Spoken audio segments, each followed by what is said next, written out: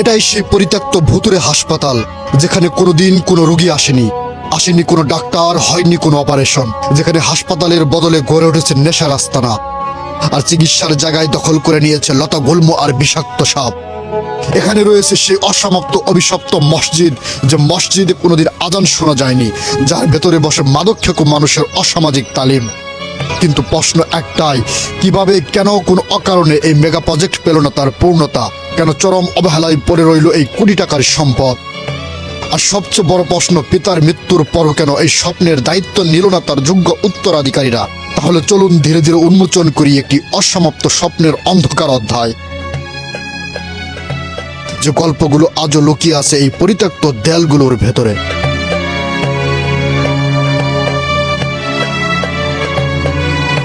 ঢাকার শেষ প্রান্তের টাঙ্গাইলের মির্জাপুর সীমান্তের কাছেই পাইকপাড়া গ্রামে নীরবে দাঁড়িয়ে আছে একটি বিশাল অসমাপ্ত স্বপ্ন, একটি মেগা প্রজেক্ট, যা অনেকের কাছে পরিচিত খোকন সাহেবের পরিত্যক্ত হাসপাতাল নামে।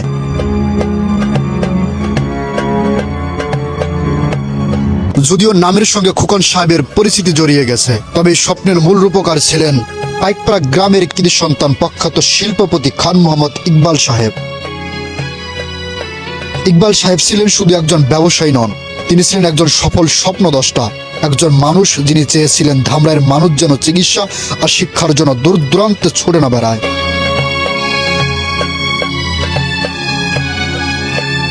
তার স্বপ্ন ছিল এখানে গড়ে উঠবে একটি আধুনিক মেডিকেল কলেজ, একটি পূর্ণাঙ্গ হাসপাতাল কমপ্লেক্স, যেখানে মানুষ পাবে চিকিৎসা, পাবে শিক্ষা, আর আলোকিত হবে অসংখ্য জীবন।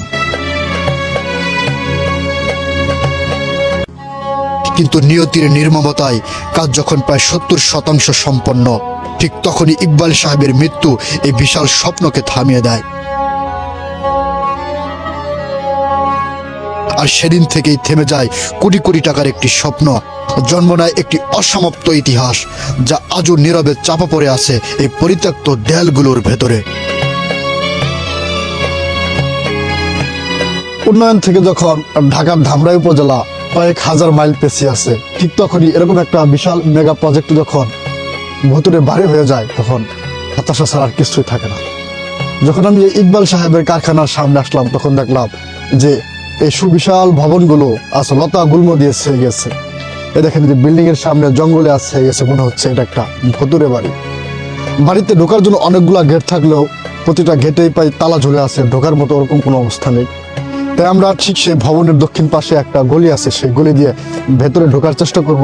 জানি না ভিতরে কিরকম পরিবেশ আছে, তবে এই বাড়িটা নিয়ে মানুষের অনেক কৌতূহল আছে, বিশেষ করে ধামরাইবাসী। অনেকে বলে এটা একটা কারখানা ছিল, অনেকে বলে এটা হওয়ার কথা ছিল একটা বিশাল মেডিকেল কলেজ। তবে সঠিক উদ্দেশ্যটা আসলে কেউ সরাসরি বলতে পারেনি। তবে আমরা ভেতরে গিয়ে আজকে এই ইকবাল সাহেবের যে মেগা প্রজেক্ট, সেই প্রজেক্টের বিস্তারিত বিষয়গুলো তুলে ধরার সর্বোচ্চ চেষ্টা করব। যাই হোক, কষ্ট করে আমরা যে ভেতরে ঢুকলাম, এখন দেখা যাক। এই যে ভেতরে দেখেন, এই যে আজকে এই ঘরটা যদি একটা হাসপাতাল থাকতো, এখানে থাকার কথা ছিল রুগী, এখানে থাকার কথা ছিল ডক্টর, এখানে থাকার কথা ছিল শত শত রোগীদের আত্মীয় স্বজন। কিন্তু এই বিশাল মেগা প্রজেক্ট আজকে একটা ভুতুরে বাড়ি হয়ে আছে। দেখেন যে এটা হলো মূলত সেই ভবনের সামনে বিশাল একটা জায়গা, কিন্তু আজকে লতা গুল্ম বিশাল জঙ্গলে ছেয়ে গেছে। এটা বলতে গেলে সম্পূর্ণ এখন একটা ভুতুরে বাড়ি। এখন আমরা সেই নিচতলা থেকে সিঁড়ি বেয়ে উপরের দিকে ওঠার চেষ্টা করব। জানি না উপরের অংশে আমাদের জন্য কি অপেক্ষা করতেছে, কারণ যেহেতু এটা একটা পরিত্যক্ত বাড়ি, সেখানে নানান ধরনের অসামাজিক কার্যকলাপ হয়, সেটা আমরা জানতে পেরেছি। তাছাড়া অন্যান্য বিষয় সেগুলো তো আছেই। আমরা চেষ্টা করব এই বাড়ির নিয়ে যতগুলো রহস্য আছে সেগুলো উন্মোচন করার। যখন আমরা দ্বিতীয় তলাতে অবস্থান করতেছি, দ্বিতীয় তলা থেকেও এই যে বিশাল সাম্রাজ্যের মতো এই মেগা প্রজেক্ট, সেটা আমরা দেখতে পাচ্ছি।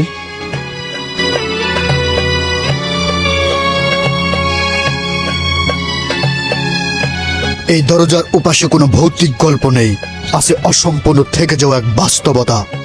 দেয়ালগুলো এখনো দাঁড়িয়ে আছে, যেন কারো অপেক্ষায় থমকে গেছে সময়।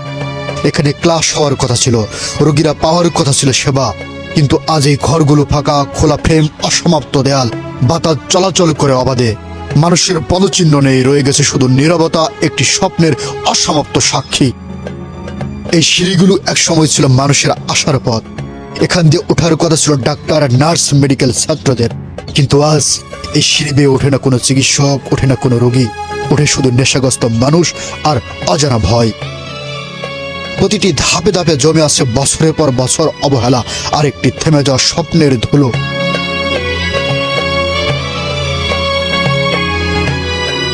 এই ছাদ থেকে তাকালে বোঝা যায় জায়গাটার নীরবতা স্বাভাবিক নয়। এখানে এখন নীরব থাকার কথা ছিল না। এই মাঠে মানুষের কণ্ঠে কণ্ঠ মেলার কথা ছিল। রোগীর স্বজনদের ব্যস্ত পায়ের শব্দ, অ্যাম্বুলেন্সের সাইরেন, ডাক্তারদের তাড়াহুড়া। কিন্তু আজ এই জায়গা শুনশান, কোনো মানুষ নেই, কোনো কোলাহল নেই, শুধু জঙ্গল আর এক ধরনের অদ্ভুত শূন্যতা। ইকবাল সাহেব বেঁচে থাকতে কাজ থেমেছিল না, ভবন উঠছিল, স্বপ্ন এগোচ্ছিল। তিনি ভেবেছিলেন আর মাত্র 2 বছরের মধ্যেই ধামরাইয়ের মানুষ পাবে সেবা। কিন্তু হঠাৎ করেই ইকবাল সাহেবের মৃত্যু, আর সেই মৃত্যুর সঙ্গে সঙ্গেই থেমে যায় সবকিছু। এই প্রতিষ্ঠানটা মূলত ঈশ্বর সাহেবের আমলে প্রতিষ্ঠিত হয়েছিল। এখানকার এক ধনী ব্যক্তি ছিল, তার নাম ইকবাল সাহেব। ইকবাল সাহেব উদ্যোগ নিয়েছিল এখানে একটা মেডিকেল কলেজ তৈরি করবে, যাতে মানুষের উপকার হয়। এই উপলক্ষে সে তৈরি করছিল প্রতিষ্ঠানটা। কিন্তু দুঃখের বিষয়, সে তৈরি করার পরে লোকটা মারা যায়। মারা যাওয়ার পরে এই যে এভাবেই বন্ধ হয়ে আছে। তার ছেলে এবং স্ত্রী আছে, তারা উদ্যোগ নেওয়ার কথা ছিল, কিন্তু তারা উদ্যোগ পরবর্তীতে না নিয়ে তারা আপনার ঢাকায় চলে যায়, এবং তারপর থেকে এই প্রতিষ্ঠানটা এভাবে পড়ে আছে। আজ যদি ইকবাল সাহেব বেঁচে থাকতেন, হয়তো এই স্বপ্ন অসম্পূর্ণ থাকতো না। এই ভবনগুলোর সামনে জঙ্গল গজিয়ে উঠতো না, দেয়ালগুলো পরিত্যক্ত নীরবতায় হারিয়ে যেত না। এই মেগা প্রজেক্ট পেত তার পূর্ণতা, আর ধামরাই মির্জাপুরের মানুষ সাধ্যের ভেতরেই পেত আলোকিত সেবা। এখানকার মানুষ এখান থেকে কোনো সুবিধা ভোগ করতে পারেনি। এখান থেকে আশেপাশে হসপিটালগুলো অনেক দূরে। এখানে যে হসপিটালটা তৈরি হতেছিল, এটা নিয়ে মানুষের অনেক আশা ছিল, কিন্তু তা বাস্তবে পরিণত হয়নি। যদি এই হাসপাতালটা হইতো, তাহলে এখানকার মানুষজন তাদের অন্ততপক্ষে সাধারণ ইমার্জেন্সি যে সেবাগুলো আছে, যেমন গর্ভবতী মহিলাদের বা ছোটোখাটো অ্যাক্সিডেন্ট, জ্বর, ঠান্ডা, এই ধরনের সেবাগুলো এখান থেকে নিতে পারত। কিন্তু যেহেতু এই হাসপাতালটা এতটুকু করা হয়েছে, এখানকার যারা ব্যবস্থাপনায় আছেন তাদের উদ্দেশ্যে বলছি, তারা যদি বাকি কাজটুকু করতেন এবং হাসপাতালটা কিছুটা হলেও চালু করতেন, এই এলাকার মানুষ অন্ততপক্ষে কিছুটা হলেও উপকৃত হতো এবং আপনাদের আজীবন শ্রদ্ধা করে স্মরণ করত।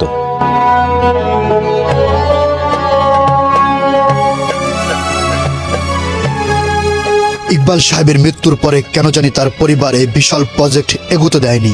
কেউ বলে আর্থিক জটিলতা, কেউ বলে প্রশাসনিক বাধা, কেউ বলে পারিবারিক দ্বন্দ্ব, কিন্তু সুনির্দিষ্ট কোনো উত্তর কারো জানা নেই। তারা এই জায়গায় এত বেশি আসে না। তারা চাইলে করতে পারে, কিন্তু তারা করে না। এটা সম্পূর্ণভাবে করতে পারবে না। এটা আবার সম্পূর্ণভাবে করতে গেলে আরো অনেক টাকা বাজেট হবে, তাই এটা করতে পারেনি। কিন্তু তাদের যদি ইচ্ছা হয় তারা করতে পারবে, কিন্তু করবে না মনে হয়। যখন আমি পাইকপাড়ার এই পরিত্যক্ত হাসপাতালের ভবনের সামনে দিয়ে হাঁটতেছিলাম, তখন আমি একটা বিষয় উপলব্ধি করতেছিলাম যে কত স্বপ্ন, কত আশা, কত সহজেই তার মৃত্যু হতে পারে। যে ইকবাল সাহেব, তিনি হয়তো স্বপ্ন দেখেছিলেন উন্নয়ন থেকে অনেকটা পিছিয়ে ধামরাই উপজেলা মানুষের জন্য কিছু করবেন, এই অঞ্চলের মানুষের জন্য সেবার হাত বাড়িয়ে দিবেন। তিনি হয়তোবা সেই ধরনের স্বপ্ন থেকেই ধামরাইয়ের সেই কতটা দূরে, ধামরাই সদর থেকে অনেকটা দূরে যে এলাকা পাইকপাড়া, সেখানে তিনি এই বিশাল মেগা প্রজেক্ট তিনি হাতে নিয়েছিলেন। আমার পেছনে কত বৃহত্তর বিল্ডিং, 4 তলা যে বিল্ডিং, মানে বিশাল একর এলাকা জুড়ে এই মেগা প্রজেক্ট তিনি শুরু করেছিলেন। আজ তার স্বপ্ন দখল করে আছে পোকামাকড়, সাপ বিচ্ছুদের দখলে। এই দেখেন আমার চারিদিকে শুধু জঙ্গল আর জঙ্গল, কিন্তু তিনি তো স্বপ্ন দেখেছিলেন এখানে জঙ্গল থাকবে না, এখানে থাকবে ডাক্তার, এখানে থাকবেন রোগী, এখানে থাকবেন সাধারণ মানুষ যারা অল্প টাকায় চিকিৎসা নেবেন, যাদের চিকিৎসার জন্য আর দৌড়াতে হবে না ধামরাই থেকে সে দূরে সাভার, ঢাকা কিংবা আরো বৃহত্তর কোনো দূরে। কিন্তু তার সে স্বপ্ন আজ পোকামাকড়ের দখলে, এই জঙ্গলদের সীমানার পাশে আটকে আছে তার সেই স্বপ্ন। তবে জানি না এই মেগা প্রজেক্ট আর কখন শুরু হবে কিনা, আমি জানি না এই স্বপ্নটা তার পূরণ হবে কিনা, তবে তার ছেলেরা যদি চেষ্টা করে, আমার হয়তোবা ধারণা, যদি তারা চেষ্টা করে তার স্বপ্নটা পূরণ করতে পারবে, ধামরাইয়ের মানুষ উপকৃত হবে। এলাকাবাসী আজও বিশ্বাস করে যদি এই প্রজেক্টের বাকি কাজ শেষ করে এটি চালু করা হয় তাহলে পূর্বাঞ্চলে মানুষ উপকৃত হবে, আর্থিকভাবে সঞ্চয় বাড়বে, বেকারত্ব কমবে, চাকরির সুযোগ সৃষ্টি হবে এবং সবচেয়ে বড় কথা মানুষ পাবে কাঙ্ক্ষিত সেবা। এই হাসপাতাল যদি চালু থাকতো তাহলে এই এলাকার মানুষ খুব উপকৃত পাইতো, মানুষের জন্য খুব ভালো হতো আর কি। এবং এই মানুষকে আর এই দূরে পারে বা ঢাকায় বা রাজশাহী বা অন্য অন্য জায়গায় যাওয়া লাগতো না, এলাকার মানুষ এখানে তারা ভালোভাবে চিকিৎসা পেত।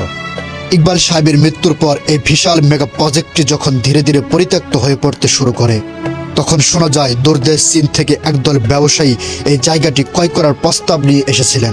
তাদের পরিকল্পনা ছিল এই অসম্পূর্ণ প্রকল্পকে আবার নতুন করে দাঁড় করানো, যাতে এখানে চিকিৎসা, শিক্ষা আর সেবার আলো আবার জ্বলে ওঠে।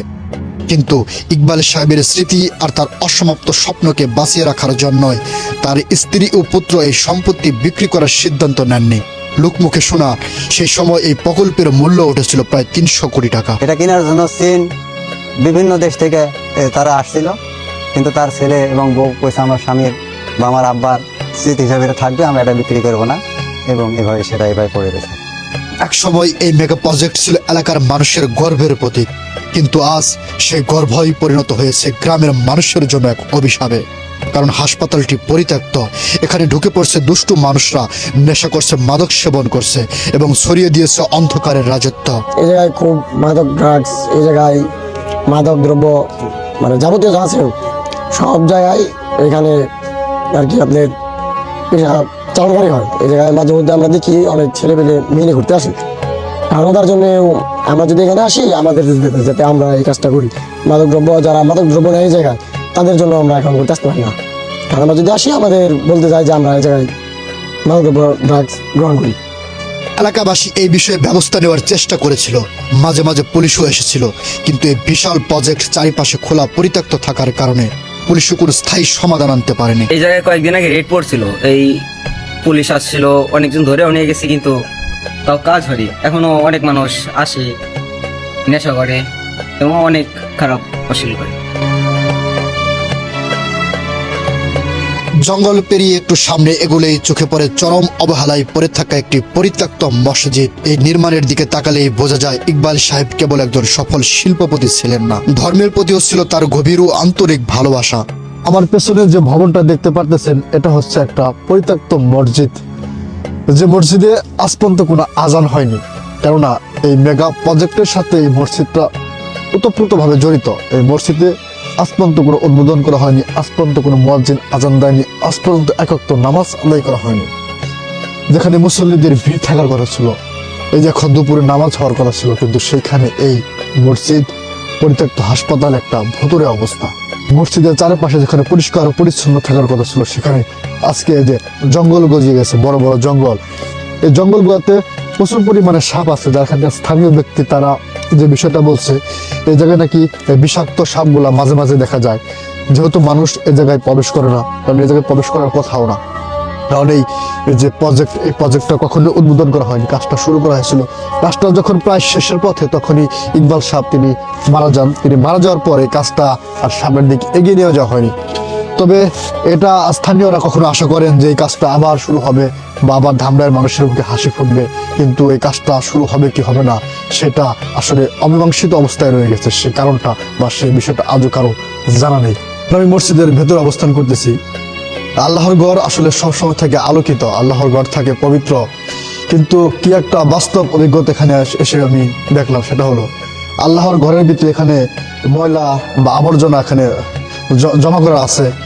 বা এমনও একটা কথা শোনা গেছে যে এখানকার যারা স্থানীয় লোকজন তাদের কাছ থেকে, সেটা হলো অনেক দুষ্ট লোকেরা এই মসজিদে এসে বা মসজিদের ছাদে বা বিল্ডিংগুলোতে তারা অবস্থান করে অসামাজিক যে কার্যকলাপ, নেশা, সেই ধরনের কাজে তারা জড়িত থাকে। এখানকার স্থানীয় লোকদের কাছে আমি একটা বিষয় প্রত্যাশা করবো, সেটা হলো এই বিল্ডিংয়ে পরিত্যক্ত হলেও যাতে কোনো দুষ্ট লোক প্রবেশ না করতে পারে সেই দিকটা যেন তারা লক্ষ্য রাখে, যেহেতু এটা মহান আল্লাহ তাআলার ঘর। এবং যদি আরেকটা কাজ সম্ভব হয় সেটা হলো, যেহেতু এই প্রজেক্টটা দীর্ঘদিন ধরে পরিত্যক্ত, যদি সম্ভব হয় এই মসজিদটুকু অন্তত যাতে, যেহেতু জানলা লাগানো আছে এখানে টাইলস করে বা লাইটগুলা দিয়ে, যদি নামাজের ব্যবস্থা করা হয় আমার মনে হয় সুন্দর হবে, যেহেতু এই মসজিদটা একটা আধুনিক ডিজাইনের একটা মসজিদ। অন্তত এই প্রজেক্টটা পরিত্যক্ত হলো যাতে আল্লাহর ঘর যাতে পরিত্যক্ত না হয়, আল্লাহর ঘর যেন আলোকিত হয়, এই মসজিদ থেকে যাতে এলাকার নেশাপানি যাতে না হয়, যাতে মানুষ নামাজের দিকে মনোযোগী হয়, অন্তত মানুষ নামাজ পড়ুক, তাতে হয়তো আমার মনে হয় ভালো হবে। এই হাসপাতাল আজ পরিত্যক্ত, কিন্তু এখানকার সব স্বপ্ন এখনো মরে যায়নি। বিশেষ করে এই মসজিদ যা এখনো আলোর পথে ফেরার অপেক্ষায়। যদি অন্তত এই মসজিদটি নামাজের উপযোগী করা যায়, তবে অন্ধকারের মাঝেও জ্বলে উঠতে পারে একটি আলো। হয়তো একদিন এই জায়গা আবার মানুষের সেবায় ফিরবে, আর যে স্বপ্ন একসময় থেমে গিয়েছিল সেটাই আবার হয়ে উঠবে আশার আলো।